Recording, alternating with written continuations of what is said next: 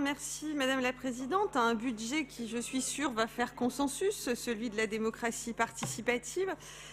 Peut-être simplement en introduction de mon propos, préciser, puisque j'ai déjà pu l'entendre lors de précédents débats, que la manière dont la majorité appréhende la démocratie participative s'inscrit en pleine articulation avec la démocratie représentative et que ce ne sont pas deux formes démocratiques qui s'opposent, mais qui, bien évidemment, se complètent. On ne peut pas nier que les questions démocratiques, elles aient également trouvé leur place dans les manifestations des Gilets jaunes.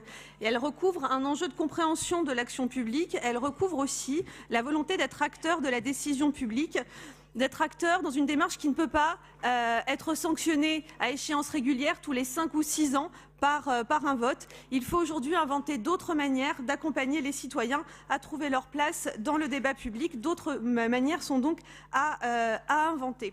Cette majorité en a fait un point fort de son action, une approche nouvelle, transversale, sur un territoire qui est vaste, celui de la Bourgogne-Franche-Comté, et qui, au travers d'outils, au travers de thématiques, cherche à impliquer les citoyens dans l'action publique que nous menons au regard de nos compétences, à donner à comprendre les décisions que nous prenons au sein de cette Assemblée, à montrer également qu'elles ont des impacts réels sur les territoires, dans le quotidien des gens.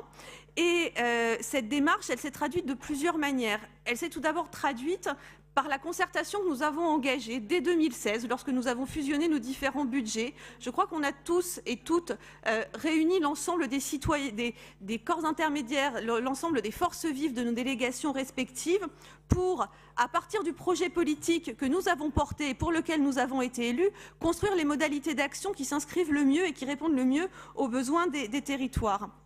Parmi les outils qui ont été mis en place, il y a bien sûr la plateforme en ligne qui est en place depuis le mois de février 2017, un outil numérique qui s'adapte aussi aux nouveaux usages de nos populations. Il y a eu une approche thématique, l'approche européenne que nous avons portée avec mon collègue Patrick Ayache et qui a été retranscrite par les citoyens qui ont participé à cette démarche lors d'une précédente assemblée plénière.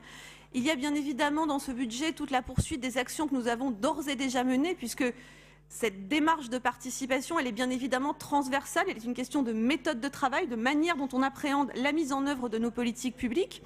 Elle se traduit dans le SRADET, elle se traduit dans la transition énergétique, et nous le portons conjointement avec Frédéric Collat.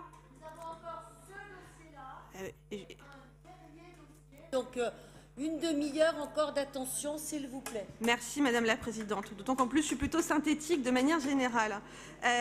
Donc la poursuite des actions que nous avons d'ores et déjà menées, et puis une action nouvelle également. Merci. Une action nouvelle également pour 2019 qui est celle d'un budget participatif dont nous avons déjà évoqué, dont les contours vont se construire au cours de l'année 2019, qui a déjà été testé dans d'autres collectivités, principalement des villes. Nous serions la première région à mettre en place un budget participatif.